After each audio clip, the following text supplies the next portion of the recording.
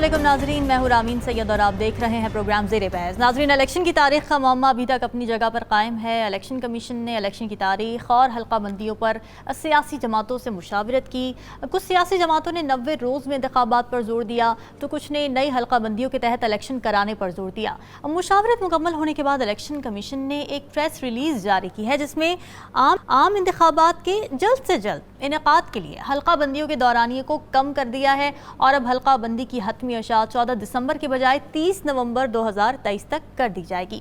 इस फैसले को मद्देनजर रखें तो इसके मुताबिक अब जनवरी 2024 के आखिरी हफ्ते में इंतखाबात के इनेकाद की राह हमवार होती नजर आ रही है, मगर ये तारीख भी 90 रोज से तजावुज कर रही है। तो यहाँ पर ये सवाल उठ रहा है कि क्या इलेक्शन कमीशन को इख्तियार हासिल है कि वो अपने तौर पर इलेक्शन की तारीख आईनी मुद्दत से आगे बढ़ा दे। अब सुप्रीम कोर्ट की इस मामले पर राय कुछ मुख्तलिफ है। इलेक्शन कमीशन ने पंजाब और केपी के इलेक्शन के हवाले से एक नजरसानी दरख्वास्त दायर की थी। उसको सुप्रीम कोर्ट ने ये कहकर मुस्तरद कर दिया कि इलेक्शन कमीशन को अच्छा लगे या बुरा, आइन इलेक्शन कमीशन को इंतखाबात की तारीख आगे बढ़ाने का इख्तियार नहीं देता और अगर आइन से तजावुज़ किया गया तो सुप्रीम कोर्ट मुदाखलत करेगा। तो क्या ऐसे में एक नया आइनी बहरान खड़ा होने जा रहा है? यही जान लेते हैं अपने तजियाकारों से। हमें ज्वाइन कर रहे हैं सीनियर ज़फ़र हिलाली साहब, राव खालिद साहब और नजमुल साकिब साहब भी हमारे साथ होंगे। आप सभी का बहुत शुक्रिया। हिलाली साहब, यूँ लग रहा है कि हम दायरों में घूम रहे हैं। वही सवाल एक बार फिर उठ खड़ा हुआ है जो केपी और पंजाब असम्बली के इंतखाबात के वक्त उठा था। अगर इस दफ़ा एक बार फिर सुप्रीम कोर्ट इंटरवीन करती है तो क्या इस इंटरवेंशन का हाल भी वही होगा जो केपी और पंजाब इंतखाबात के मामले में हुआ था? मैं तो चौंक गया हूं सुन के, बिल्कुल चौंक गया हूं कि सुप्रीम कोर्ट का हुक्म था और हुक्म होता है उनका इलेक्शन कमीशन ऑफ पाकिस्तान को कि आप अगर 90 दिन से ज़्यादा लगाएंगे तो आप मेहरबानी से हमें आके बताएं बिल्कुल ये क्यों कर रहे हैं और कैसे हो रहा है।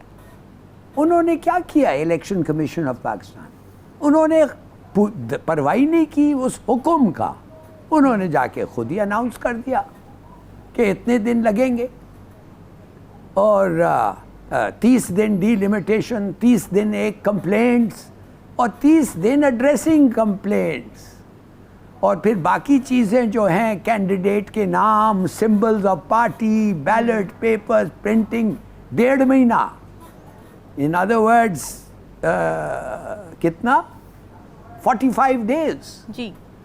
तो कहने की बात ये है कि मार्च के पहले ये तो इलेक्शंस हो नहीं सकते।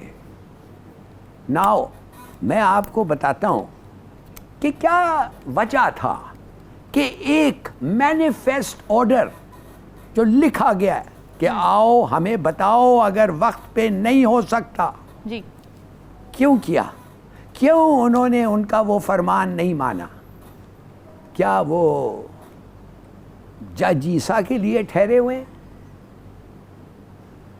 क्या हमें कुछ नहीं पता, मगर एक चीज़ तो ज़रूर पता है कि 2 बड़े ज़रूरी मीटिंग्स हुए हैं रामीन। अच्छा। जिसके बारे में हमें कुछ नहीं पता और मैं स्पेक्युलेट भी नहीं करता। ठीक है। जो चीफ इलेक्शन कमिश्नर और प्रेसिडेंट का। अच्छा, क्या हुआ इन मीटिंग्स में हमें नहीं पता, मगर क्या हम स्पेक्युलेट कर सकते हैं ऐसे ही कि शायद प्रेसिडेंट चाहते थे कि वो डेट खुद दे दे और कि वो उसको फिक्रमंद है प्रेसिडेंट साहब। हाँ, कि फिक्रमंद है कि अगर मैं डेट ना दूं तो शायद मेरा भी कसूर हो या एक नया कॉन्स्टिट्यूशनल क्राइसिस। अब तो लग रहा है कि we face another constitutional crisis, right. Punjab elections के तरह यही होगा, फिर खींचता जाएगा। तो मैं समझता हूँ जी कुछ पक रहा है। अच्छा, कुछ ना कुछ पक रहा है। हमारे अपने लोगों से पूछते हैं, हमारे दूसरे पैनलिस्ट से, कि उनके ख्याल में ये क्या है जो पक रहा है। ठीक है। राव खालिद साहब, क्या पक रहा है, आपकी इन्फॉर्मेशन में क्या है? और ये सवाल मैं आपसे ज़रूर पूछना चाहूँगी कि क्या ये पॉसिबिलिटी भी है कि सदर मुमलिकत अपने तौर पर इलेक्शन की डेट अनाउंस कर दें, क्योंकि उनको सुप्रीम कोर्ट के जो गुज़िश्ता रोज़ या उससे भी एक रोज़ पहले जो एक वर्डिक्ट आया है मुस्तरद किया जिसमें इलेक्शन कमीशन की अपील, तो उसमें ये वाज़ेह है कि इलेक्शन कमीशन को तो इख्तियार ही नहीं है 90 रोज़ से एक्सीड करने का, तो उसका फ़ायदा उठाते हुए सदर मुमलिकत की तरफ से कोई तारीख आ सकती है और फिर क्या होगा? जी, जो पकाने की कोशिश की जा रही थी वो तो नहीं पक पाया। अच्छा। वो तो हांडी ख़राब हो गई है, बल्कि बीच चौराहे के फूट गई है वो हांडी।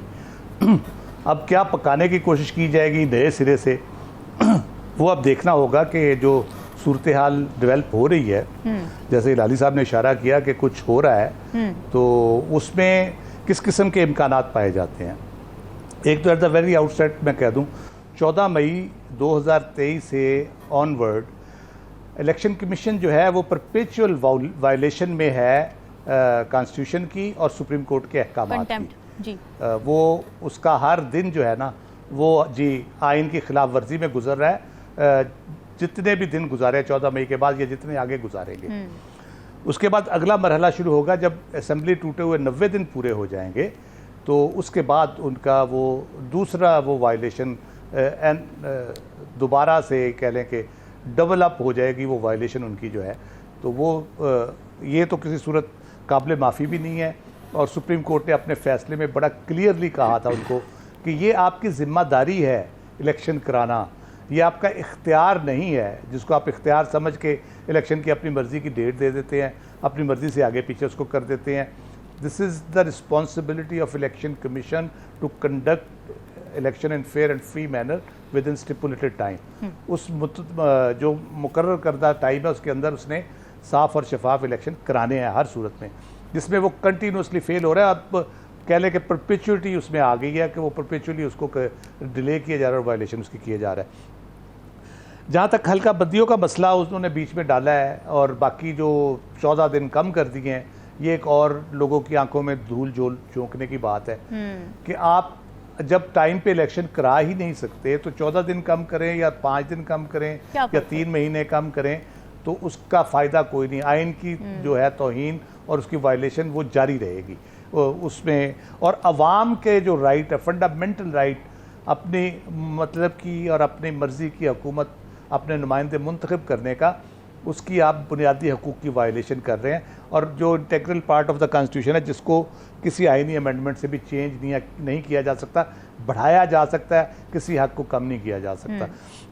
ठीक है। तो बाकी जो सदर साहब वाली बात है, सदर साहब यकीनन बिल्कुल इख्तियार रखते हैं और उनको भी पता है इस बात का, और वो ये करना भी चाहते हैं। जो मेरी इत्तला है, वो लेटर लिखना चाहते हैं तारीख का कि ये जो मुलाकातें हो रही है बुनियादी तौर पे उनको समझाने बुझाने के लिए, उनको रोकने के लिए, कभी रुक जाएं, कर रहे हैं इलेक्शन डेट्स को आगे पीछे कर रहे हैं। पॉलिटिकल पार्टीज़ की इलेक्शन कमीशन में मीटिंग हो चुकी है, तो उसमें कुछ मिडल वे जो है, दरमियानी रास्ता निकालने की कोशिश हो रही है। तो आप प्लीज़ जो है ना अभी किसी उस स्टेप पे ना जाएं जिसके बाद फिर ये मामला कोर्ट्स में जाए और फिर आगे वो मसाइल पैदा हो उनके लिए। तो ये बुनियादी मसला है। अदालत तो बड़ी क्लियर है और उन्होंने वाज़े तौर पे इलेक्शन कमीशन की नज़रसानी की जो अपील है उस पर उन्होंने कहा था कि आपके पास क्या जवाज़ है इस सारी चीज़ का, कोई हमें एक कोई जवाज़ बता दे जो उनके पास नहीं था।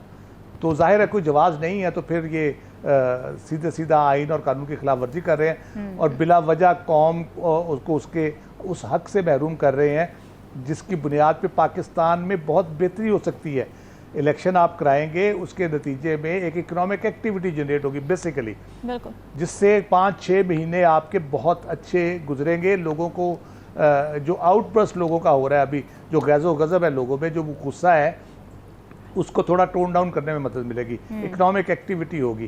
फिर जब मुंतखब हुकूमत आ जाएगी, एक पॉलिटिकल स्टेबिलिटी आएगी जिससे जो बैनुल अक़वामी इन्वेस्टर है, मुल्क दोस्त मुल्क हैं जो आपके, जो भी किसी सूरत राज़ी नहीं हो गए, उनके गोडे गिट्टे पकड़ के आपने देख लिए हैं, वो 1 टका आपको देने को तैयार नहीं है, ना इन्वेस्टमेंट करने को तैयार है। तो वो भी माइल होंगे और उनकी ये ख्वाहिश भी है कि पाकिस्तान के अंदर एक मुंतखब हुकूमत हो जिससे हम बात करें और हम इन्वेस्ट करें पाकिस्तान में। वो करना चाहते हैं, लेकिन इस सूरत हाल में नहीं करना चाहते जिसमें ऐसी बेयकीनी है कि इलेक्शन कमीशन को भी नहीं पता कि उसने कब इलेक्शन कराने हैं।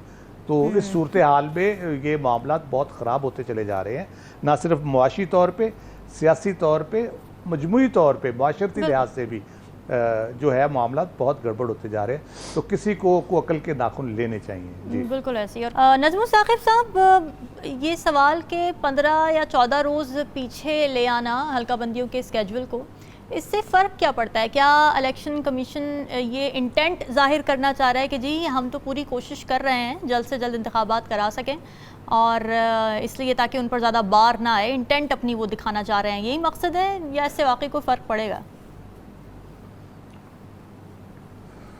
देखिए रामीन, ये सब जानते हैं हम लोग जो इस वक्त ये प्रोग्राम कर रहे हैं और जो आपके लाखों देखने वाले हैं, कि ये हल्का बंदियाँ मुझे ऐसे लग रहा है जिस तरह ज़िंदगी में पहली मर्तबा पाकिस्तान में कोई इंतखाबात होने लगे हैं, बड़ी मुसीबत पड़ गई है जी, कोई डेट नहीं दे सकते।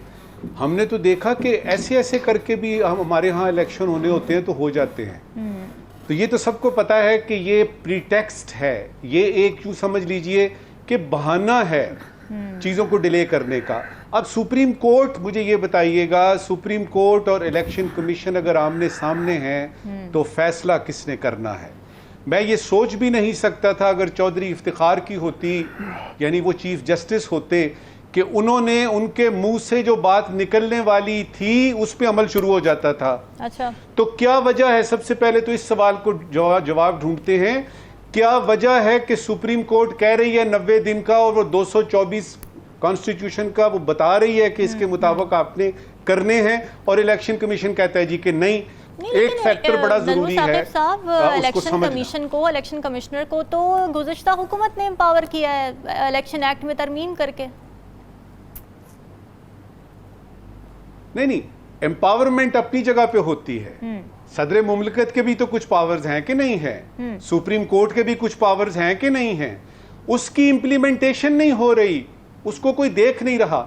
एक फैक्टर की तरफ तवज्जो दिलाऊंगा अपने सारे पैनलिस्ट और आपका भी, कि देखिए जब ये केयर टेकर्स आने वाले थे ना, तो एक शुनीद थी कि जी ये अब लंबी मुद्दत के लिए आए हैं, इसमें बहुत सारे काम जो हैं वो कराएंगे, और उसमें इलेक्शन वगैरह जो है वो देखी जाएगी कब होंगे। क्या वजह है कि अचानक थोड़ी सी खलबली मच गई है और फरवरी में होने वाले हैं? उसमें एक फैक्टर तो मुझे समझ में आता है। क्या? अमरीकी सफीर जो है वो खुला के कह रहे हैं कि जी दो तरफा ताल्लुकात की, ट्रेड की, इकोनॉमिक की, फलाने टमकाने की बात बाद में होगी। हत्ता कि काउंटर टेररिज्म और बॉर्डर सिक्योरिटी जो उनके दो टॉकिंग पॉइंट्स हैं उस पर बाद में होगी। पहले सबसे ये है कि इलेक्शन की डेट दें। बिल्कुल।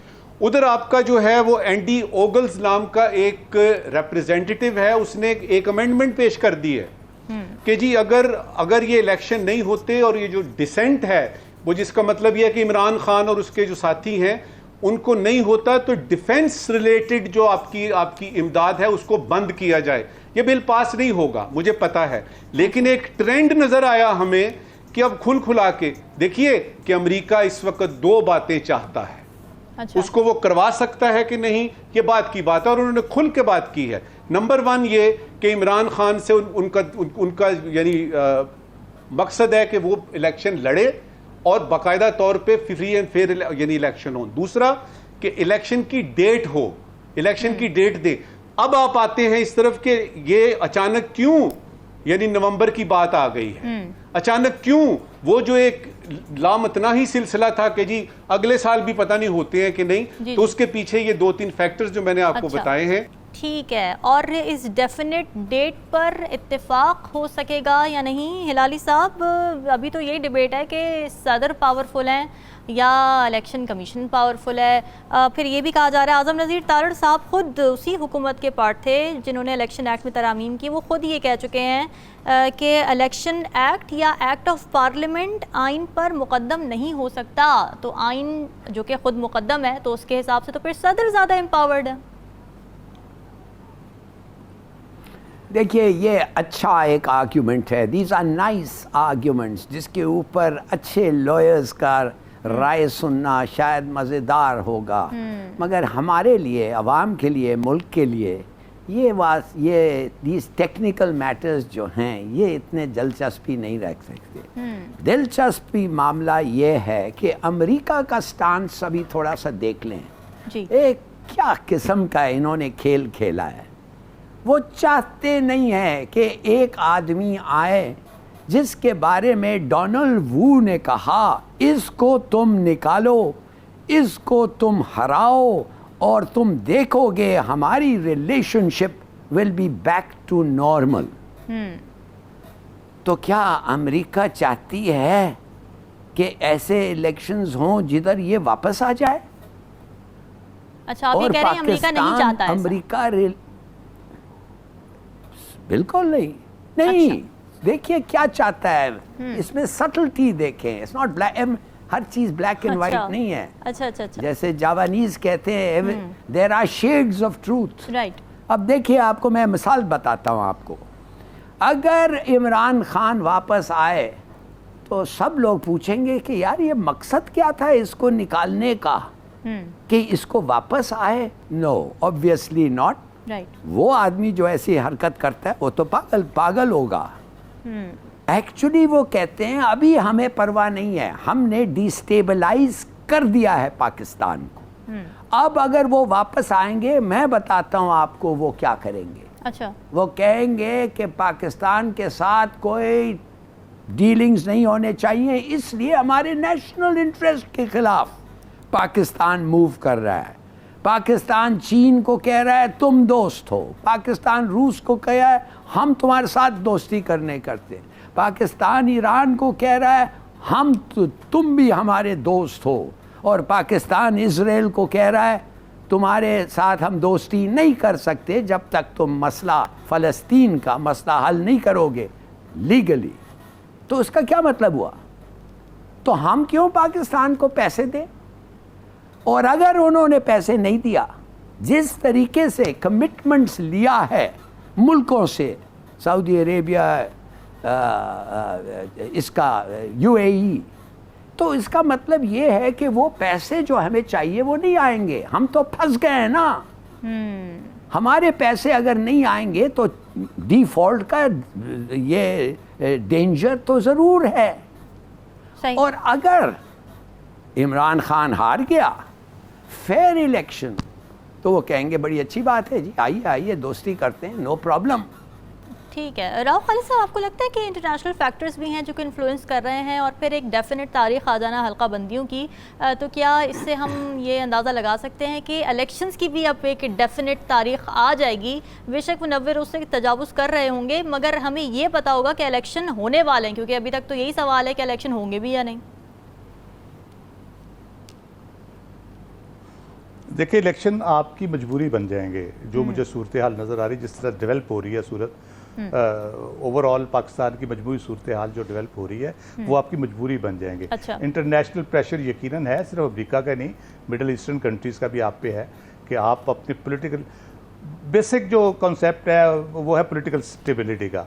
चाइना है, मिडल ईस्टर्न कंट्रीज़ हैं, अमेरिका है, क्योंकि पाकिस्तान एक न्यूक्लियर आर्म्ड कंट्री में पॉलिटिकल इंस्टेबिलिटी हो और महंगाई की ये सूरत हाल हो कि आप एक खुदा ना खास्ता खाना जंगी की सूरत हाल की तरफ जा रहे हों, तो किसको कंसर्न नहीं होगा इस बात का? यकीनन होगा कंसर्न। दूसरी, जहाँ तक बात है कि अमेरिका चेयरमैन पीटीआई को आने देना चाहता है, नहीं आने देना चाहता, एक मैं बहुत खुल के बात नहीं कर सकता, लेकिन मैं इतना कह सकता हूँ कि जो साइफर था जी, वो यकीनन एक साजिश थी और बहुत बड़ी साजिश थी, but I am not sure कि ये किसके खिलाफ थी। बज़ाहिर तो इमरान खान साहब उसके नुकसान हुआ उनको, वो चले गए, अगर हम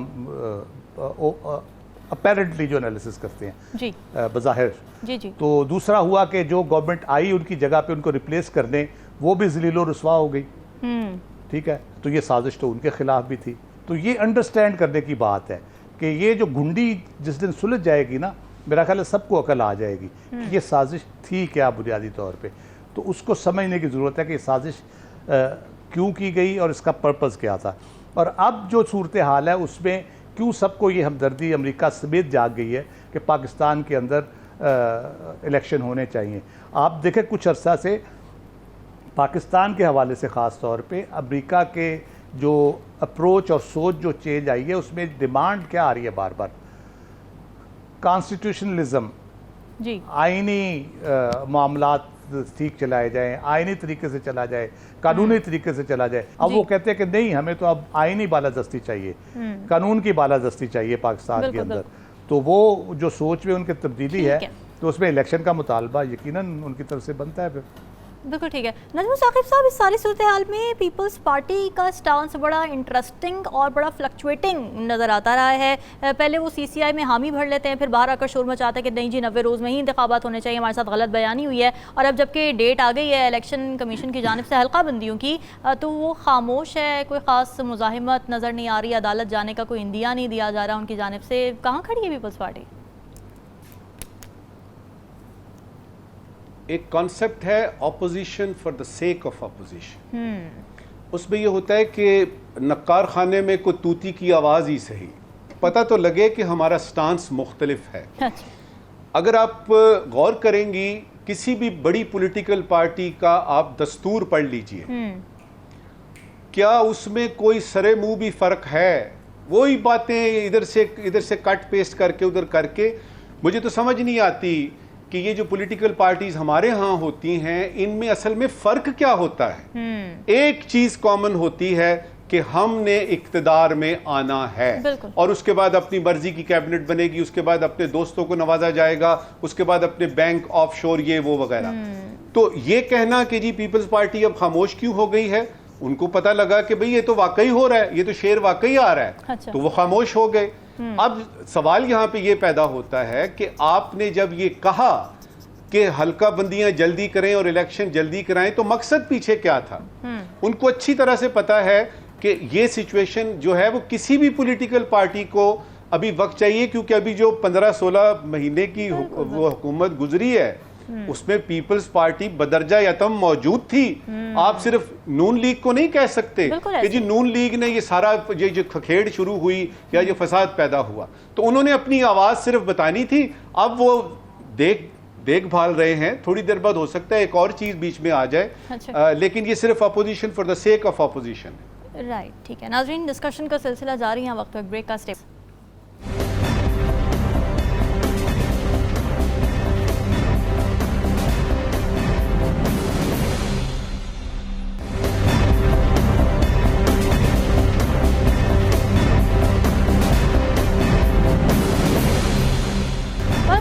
मरीम नवाज़ को नवाज़ शरीफ की वापसी से बड़ी उम्मीदें हैं, बल्कि ना सिर्फ वो खुद पुरुमीद है बल्कि उन्होंने नवाज़ शरीफ को आवाम की भी उम्मीद करार दे दिया है। मगर नाज़रीन, ये कैसी उम्मीद है जिसकी किरण अब तक नज़र नहीं आ रही, और क्यों नवाज़ शरीफ इन उम्मीदों पर पूरा उतरने के लिए मैदान में उतरने को तैयार ही नज़र नहीं आ रहे? शहबाज शरीफ ने कुछ दिन कबल नवाज़ शरीफ की अक्टूबर में वतन वापसी का ऐलान किया था, मगर अब फिर ये खबरें सामने आ रही कि इसहाक डार ने मौजूदा मुल्की हालात में नवाज़ शरीफ की वापसी की एक बार फिर मुखालिफत कर दी है। क्या वजह है इसकी, अपने तज्ज़ियाकारों से जानने की कोशिश करते हैं। हिलाली साहब, मौजूदा मुल्की हालात में वापस नहीं आना चाहिए नवाज़ शरीफ को, ये बहाना दिया जा रहा है इसहाक डार की जानिब से। क्या वजह है, जब मरीम नवाज़ साहिबा खुद कह रही हैं कि इस वक्त जो महंगाई है और जो अंधेरे इस वक्त छाए हुए हैं मुल्की मईशत पर, वो नवाज़ शरीफ साहब आकर दूर करेंगे, तो इससे बेहतरीन मौका फिर क्या हो सकता है उनके वापस आने का? देखिए, बड़े रीजंस हैं और बड़े अच्छे गुड रीजंस हैं। अच्छा, नवाज शरीफ तो नवाज शरीफ क्या चाहता है, वो चाहता है वो वापस आए, एयरपोर्ट से सीधा जाए अपने पैलेस को, महल को, और उधर बैठ के कुछ दिनों बाद इलेक्शंस करके जीत के वापस आ जाए पाकिस्तान। तो आता है पाकिस्तान टू रूल पाकिस्तान, उसके और कोई ख़ास दिलचस्पी नहीं है। अब मैं आपको बताता हूँ कि क्यों नहीं वो आ रहा है। ये नहीं है कि कंसल्टेंट कह रहा है कि तुम्हारा दिल जो है वो काम नहीं करेगा या तुम्हारे वाइट ब्लैटलेट्स और सेल्स कम हो जाएंगे। अच्छा। तुम स्ट्रांग इनफ नहीं है। वो बिल्कुल स्ट्रांग इनफ है। अभी पूरा मिडल ईस्ट घूम के गया है वापस, और यूरोप का भी हॉलीडे करके गया है। He can travel. वो इसलिए नहीं आ रहा है कि उसको पता नहीं है कि जजेस अभी चेंज हो रहे हैं। अगर वो पहला जो डिसीशन था कि ये ट्रायल्स जो हैं, ये जो हुए हैं, 1 to बी आदमी कहता है कि जो है उसके फैसले गलत हैं, तो जब वो 2 बी वो हो जाता है, वो बन जाता है, तो वो कहेगा ये सब लॉज रेगुलेशंस जो हैं ये इलीगल हैं, ये अप्लाई नहीं कर सकते। तो इसके माने उसकी कन्विक्शन शायद ये हो सकता है, रिवाइव हो सकता है। अच्छा। तो अगर उसका कन्विक्शन रिवाइज हो जाए और सब लोगों का भी हो जाए, नवाज शरीफ, शहबाज शरीफ इंक्लूडेड, तो उसका why should he come back? वो तो एक रिस्क है ना, तो वो अच्छा। रिस्क कभी नहीं लेगा जब तक नवाज शरीफ को कंप्लीट गारंटी नहीं हुआ है। वो होगा जो आपको मैंने एक्सप्लेन किया है, एयरपोर्ट, रिसेप्शन, पैलेस, वापस इलेक्शन, जीत, और फिर 4th टाइम प्राइम मिनिस्टर का पक्का गारंटी नहीं हुआ है from the powers that be, वो क्यों आएगा वापस? फिर तो नहीं निकल सकता है ना। अच्छा, 2 दफ़े तो ठीक उसकी है। बड़ी खुशकिस्मत है कि 2 दफ़े भाग गया, कोई कुछ नहीं किया। Can you imagine? 2 दफ़े एक कॉन्विक्ट, एक केस में तो सेंटेंस ऑफ कैपिटल पनिशमेंट का है, वो जो हाईजैकिंग, और वो दूसरा जो था ये इसको भी तो डिस्क्वालिफिकेशन, दोनों दफ़े वो निकल गया है। अब क्या फिर तीसरे दफ़े आएगा जब ये केसेस शायद रिवाइव हो? Out of the question. वो रिस्क वो नहीं लेना चाहता है, और दार बिल्कुल सही कह रहा है। और दार में एक और वजह है दार का ये कहने का, दार को पता है कि ना उसमें ना उसके बॉस में ये कॉम्पिटेंस है कि पाकिस्तान को इस ख्वैगमाया, इस दलदल से निकाले। सॉरी, इनके पास अब दे रिकग्नाइज कि उतनी एबिलिटी नहीं है जब तक अनइवन प्लेइंग फील्ड ना हो, जब तक सब लोग जो कुछ भी कर सकते हैं इनके खिलाफ वो सब खड़े होकर लाइन में करें वेलकम जी वेलकम। तो मेरे ख्याल में ये आएगा ही नहीं। अच्छा। और अगर वाकई बचना चाहता है शायद ये सही फैसला है इसका। ठीक है। राव खालिद साहब, आपको क्या लगता है क्यों ये चेंज ऑफ प्लान्स बार बार हो रहे हैं, और क्या ये वजह है कि क्योंकि कॉम्पिटेंस नहीं है, कुछ नज़र नहीं आ रहा सामने? क्योंकि अभी एक इजलास जो हुआ था नवाज शरीफ की सदारत में, तो उसमें भी उन्होंने यही सवाल किया था कि हम लेकर जाएंगे क्या अवाम में, कुछ ब्रेनस्टॉर्मिंग करें। देखिए, जो ये दौर गुजरा है जिस पे वो इरफान सिद्दीकी साहब ने तो बिल्कुल हाथ उठा दिए हैं। उन्होंने कहा बिरयानी की देग थी और सब कोalition वाले बैठ के अपनी मर्ज़ी की बोटियां निकाल के खा रहे थे। तो वो जो है PMLN के लिए बिरयानी की देग तो बहुत अहम है, और उनसे बोटियां को और खा जाए और ज़िम्मे खाते उनके पड़ जाए सारा परफॉर्मेंस, तो यकीनन उनको दुख तो होगा। तो वो तो इस सूरत हाल में जो परफॉर्मेंस ओवरऑल रही है इस अरसे में, पागल ही होगा जो कहेगा कि जी मैं अब आपको ठीक करके दूंगा। बयानबाजी की हद तक ठीक है, नजम साहब ने जैसे कहा कि वो बयान बराए बयान जो है या मुखालफत बराए मुखालफत वाली बात है ये, तो वो सिर्फ लोगों को बताने के लिए जी हाँ जी हम बयान दे रहे हैं, तो वो उस हद तक तो ठीक है।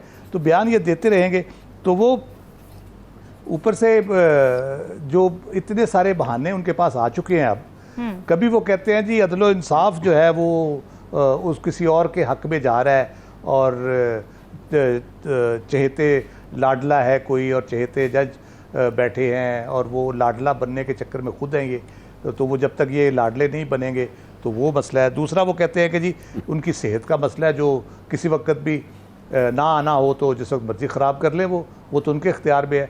डॉक्टर ने तो बताना नहीं होता, उन्होंने खुद ही बताना होता है कि अब मेरी तबीयत ख़राब हो गई है, अब ठीक हो गई है, अब मैं जाने के काबिल हूँ, अब मैं जाने के काबिल नहीं हूँ। उधर अगर आप मरियम साहिबा को देखें तो वो कहती हैं कि जी सुबह मुझे गारंटी लेके दें तो शाम की फ़्लाइट से वो वापस आ जाएंगे। अब पता नहीं उनकी वो उस तोते में जान है उनकी कि वो उनको सेहतमंद कर सकता है। फिर एक ज़ीरो रिस्क का हमने रिसेंटली सुना कि ज़ीरो रिस्क होगा तो वो वापस आएंगे। तो लग ये रहा है उनकी पार्टी के अंदर भी कुछ लोग चाहते हैं कि वो ना ही आए।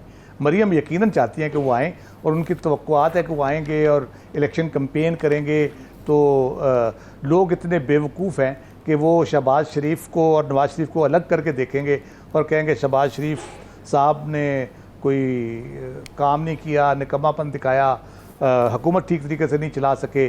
तो अब जो है ना नवाज शरीफ साहब खुद आके सारा कुछ ये करेंगे। उन्हीं की मर्ज़ी से बैठे थे, उन्हीं की मर्ज़ी से चीज़ें हो रही थी, उन्हीं की मर्ज़ी से अपॉइंटमेंट्स हो रही थी, उन्हीं की मर्ज़ी से मिफ्ता इस्माइल को हटा के ज़बरदस्ती साग डार को लाया गया, वो सब कुछ। और मरियम के ट्वीट्स के ऊपर तो आपके इकोनॉमिक प्लान चेंज होते थे। तो फिर अगर इतने बेवकूफ़ अगर आवाम को समझते हैं कि वो ये यकीन कर लेंगे कि सारा शहबाज शरीफ साहब का किया धरा है, नवाज शरीफ साहब तो बिल्कुल मासूम है। नून लीग तो ये बयानियां बनाती रही ना कि ये तो जो सारा बेड़ा गर्क किया है मईशत का, ये तो पीटीआई ने किया है, हम तो 2017 में कुछ और छोड़कर गए थे तो हमें ये मिला। आपको लगता है ये बयानियां काबिल फरोख्त है? नहीं, नॉट एट ऑल। ये तो बयान बराए बयान वाली बात है। हर गवर्नमेंट आती है वो कहती है पिछले वाले बारूदी सुरंगें बिछा गए थे, ये कर गए थे, वो कर गए थे। अभी केयर टेकर से पूछ लें, ये आपको बता देंगे कि पीटीआई ने बेड़ा गर्क किया है कि इन्होंने किया है। इनकी मजबूरी है कि इनको पीटीआई का नाम बीच में डालना पड़ता है, वरना इनको पता है 16 महीने में क्या हुआ है, किस तरह से चीज़ों को ख़राब किया गया है IMF से लेके और ओवरऑल जो राव खालिद साहब। लेकिन देखें ना, IMF से मामला तो फिर पीटीआई के दौर में भी खराब हुए थे ना, सब्सिडीज दे दी गई थी, मुआहदा तोड़ा गया था, तो वो थोड़ा बार उन पर भी तो आता है इस चीज़ का। जी बिल्कुल बिल्कुल बिल्कुल। IMF से तो जिसने भी किया, हमने पहले भी डिस्कस कर चुके हैं, कोई प्रोग्राम हमने पूरा नहीं किया क्योंकि हम उनकी कंडीशनैलिटीज़ पे पूरा नहीं उतरते। वो ट्रस्ट नहीं करते, सागडार साहब पे तो बिल्कुल ट्रस्ट नहीं करते थे वो, इसलिए सागडार साहब के साथ मामला भी जल्दी ठीक नहीं हुए। पीटीआई ने यकीनन किया था, लेकिन कम अज़ कम वो बैठ के पब्लिकली आपको बताते थे कि ये जो हम IMF से ये जो हम रियायत ले रहे हैं या वायोलेशन कर रहे हैं, इसका हम 700 बिलियन रुपया कहाँ से एडजस्ट कर रहे हैं। वो बैठ के ये चीज़ें बताते थे बाकायदा। फिर सबसे बड़ा जो IMF का कंसर्न था वो था जो गरीब लोग हैं, जो आम लोग हैं, जो जिनका गुजारा मुश्किल से होता है, उनके लिए ख़ास तौर पे वो अभी भी बेसिक इनकम सपोर्ट प्रोग्राम के लिए उन्होंने कहा है, उनके लिए क्या करें। उसके लिए उनका जो प्लान था पीटीआई का, वो बहुत ज़्यादा अप्रिशिएट हुआ है, IMF में भी हुआ है, दुनिया भर में हुआ है, उस पर बहुत हुआ है। टैक्स कलेक्शन के ऊपर जो स्टेप्स वो लेने जा रहे थे वो ले लेते, मे भी उनका दावा है, मैं ये नहीं कहता कि वो दुरुस्त ही होते, क्योंकि 3 साल में वो ले लेने चाहिए थे। जो रिटेलर पे जाना था, शब्बर जैदी साहब रो रो के चले गए बेचारे। और जो उनके पास 80 लाख लोगों का डाटा है, जो नादरा भी क्लेम करता है कि हमने दिया हुआ ये डाटा, जिसमें लोग घर मलकियती घर है, लोगों के पास गाड़ियां हैं, इंटरनेशनल ट्रैवलिंग है, 1 रुपया इनकम टैक्स नहीं देते, उनको नोटिस जाने शुरू हो चुके थे FBR से। तो ये मे भी को मामला गड़बड़ ज़्यादा इसलिए भी वो पीटीआई का कि लेकिन मैं ये नहीं कहता कोई आइडियल परफॉर्मेंस थी उनकी, यकीनन अच्छी परफॉर्मेंस कंपैरेटिवली हम कहें तो उसमें थी, और वो उनका ख्याल था कि हम इसको आगे चल के इसको बेहतर मजीद कर लेंगे। अच्छा। लेकिन जो इन्होंने किया आके PDM ने और उनके हवारियों ने जो आके जिस तरह से मामलात को चलाया है, वो तो बहुत ही मिजरेबल। आप देखें कि कहाँ से कहाँ सिचुएशन चलेगी। चलो डॉलर ही कंट्रोल कर रहे थे, बाकी आपके कंट्रोल में नहीं था। डॉलर आपके यहाँ आपका जो चेयरमैन है एसोसिएशन का, फॉरेन करेंसी एसोसिएशन का, वो कहता है फॉरेन एक्सचेंज जो दुकानें हैं उसके बाद सुबह बोली लगती है डॉलरों की, लोग ट्रक भर के आते हैं अफगानी, वो कहते हैं 3 रुपये मैं ज़्यादा दूंगा, तो 4 रुपये कहता है, वो बोली सड़कों पे लग रही है, कोई पूछने वाला है? इंतजामिया का काम है ना ये देखना, FIA का काम है, स्टेट बैंक का काम है रेगुलेट करना। तो इस सूरत हाल में आप कहें कि जी वो दौर हर दौर जो है हमारे लिए तो अवाम के लिए तो ख़ास तौर पे पहले से बुरा ही आया है। अच्छा। अल्लाह करे कोई ऐसी सूरत हाल हो कि आवाम के लिए बेहतरी की सूरत निकले, दुआ ही हम कर सकते हैं। नजमुल साकिब साहब, जब भी नून लीग बात करती है या कैंपेन चलाती है जलसों में, तो वो अपनी 2017 की कारकर्दगी का कहती है कि वो हमारी कारकर्दगी थी, उससे कंपैरिजन किया जाए, उस पर हमें जज किया जाए। अगर हम तब की बात भी करें तो आपको लगता है कि जो मुआशी पॉलिसीज़ थी वो अच्छी थी, और क्या नवाज शरीफ साहब कॉम्पिटेंट हैं कि अगर वो वापस आ जाते हैं और उनको PM शिप भी मिल जाती है, तो वो अगर उस तरह की पॉलिसी दोबारा आए तो बेहतरी भी आ सकती है, या नहीं मुश्किल है? अब डिबेटेबल है वो, इसलिए कि अगर बाबर आजम ने एक मैच में सेंचुरी की थी आज से 10 साल पहले, तो ज़रूरी नहीं है कि वो आज खेल रहा है तो आज भी करेगा। अच्छा। उसके बाद ये है कि ये कहना कि जी नून लीग के ज़माने में ये था, पीपल्स पार्टी वाले कहेंगे हमारे ज़माने में ये था, और वो जो इस वक्त जेल में है वो ये कहेंगे हमारे ज़माने में ये था। मुझे तो इस मुल्क की हालत की यानी फिक्र है कि आप अपने अपने यानी अदवार की बात करते हैं। मेरा दौर बड़ा अच्छा था, आप पीपल्स पार्टी वालों से पूछें, वो अपने अदवार के जो पॉजिटिव्स हैं वो गिनवाएंगे, वो किसी हद तक दुरुस्त भी होंगे। नवाज लीग से पूछें, वो अपने अदवार की हर एक अदवार की हर एक दौर का बताएंगे। जी जी। इमरान खान से पूछें तो उसके पास एक लंबी लिस्ट है कि मेरे जमाने में ये हुआ। हत्ता के ये जो 15 महीने गुजार के गए हैं, शहबाज शरीफ साहब जाने से पहले एक पूरी लिस्ट बता के गए, ये हमने किया है। अगर ये सारी बातें रामीन सच हैं तो मेरे मुल्क की ये हालत क्यों आ गई है कि लोग खुदकुशियां कर रहे हैं? क्यों ऐसा हो रहा है? इसका मतलब ये है कि कहीं पे there is more to it than meets the eye. कहीं पे जो है वो हमें बातों से उलझाया जा रहा है, सुलझाया जा रहा है, कुछ हिसाब किताब ऐसे हैं। और जहां तक नवाज शरीफ साहब के आने का ताल्लुक है, 1 मिनट मुझे दीजिएगा। जी जी। पहला सवाल यह है कि मोहतरम नवाज शरीफ साहब अभी अगर आते हैं तो PMLN को क्या कोई अहमियत मिल जाएगी कि उनके लिए अहम है? बिल्कुल अहम है। क्या PMLN के वोटर्स चाहते हैं कि वो आ जाएं? बिल्कुल चाहते हैं। क्या पाकिस्तान चाहता है? पाकिस्तान बिल्कुल नहीं चाहता। उसकी वजह यह है कि इनके बगैर इतने सारे यानी मराहिल गुजर गए हैं, कोई फर्क नहीं पड़ा, कोई फर्क नहीं पड़ा। अब यह है कि गारंटीज मिलेंगी, इलेक्शन का दिन तय होगा और एक साफ शफाफ सा कैनवस सामने आएगा कि आपको इस तरह से यानी इस तरह से आपकी ट्रीटमेंट होगी कि सीधे सीधे तरीके से अगर आपने जेल भी जाना है तो इतने दिन के लिए जाएंगे वगैरह। वो नहीं हो रही, इलेक्शन डेट नहीं फिक्स हो रही। तो नवाज शरीफ साहब के पास क्या कोई ऐसा हल है? आपने कहा ना कि इस वक्त क्यों नहीं आ रहे, क्या उनके पास इस वक्त पाकिस्तान के मौजूदा सियासी और मुआशी और मुआशरती मसाइल में से किसी एक चीज का भी हल है? इसका जवाब है नहीं है। तो वो क्यों आएंगे? हमें बहुत सारी रामीन ट्रक की बत्तियों के पीछे लगाया गया हुआ है। ये सियासी इंतशार खत्म हो जाएगा, ये ट्रक की बत्ती के पीछे कौम लगी हुई है। हमारे माशी हालात ठीक हो जाएंगे, हम एक न्यूक्लियर ताकत हैं, हमारा ये है फलाना वो है, इंडिया का ये कर देंगे वो कर देंगे। कश्मीर पे एक अलग ट्रक की बत्ती है। एक ट्रक की बत्ती जो है वो नवाज शरीफ साहब के आने और ना आने की अगर और लग गई है तो क्या फर्क पड़ता है? मेरे नजदीक कोई फर्क नहीं पड़ता। ठीक है हिलाली साहब, आपको क्या लगता है कोई फ़र्क पड़ेगा उनके आने से? उनकी पार्टी के तनाजुर में भी बात करें और अगर पाकिस्तान की ओवरऑल सिचुएशन के तनाजुर में भी बात करें।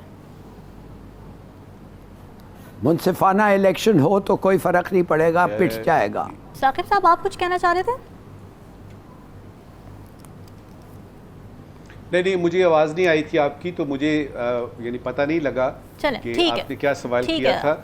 मैं सिर्फ ये कहूँगा कि ये सारी की सारी बातें जितनी भी हैं इन पे कोई ना कोई दलील को वजूहात मौजूद हैं। असल में बात ये यानी जो बात निकलेगी उसमें से ये निकलेगी कि इलेक्शन कब होते हैं और क्या मोरनी का मोर जो है वो जब चला जाता है तो जो कुछ बाकी बच गया है उसका क्या होगा। मुझे तो उसकी फिक्र है और उसके लिए दुआ से काम नहीं चलेगा। बिल्कुल ऐसे दुआ से काम नहीं चलेगा, दवा पड़ेगी और दवा इस वक्त सिर्फ इलेक्शन में नजर आ रही है। नाज़रीन, यह वक्त एक ब्रेक का, स्टे विद अस।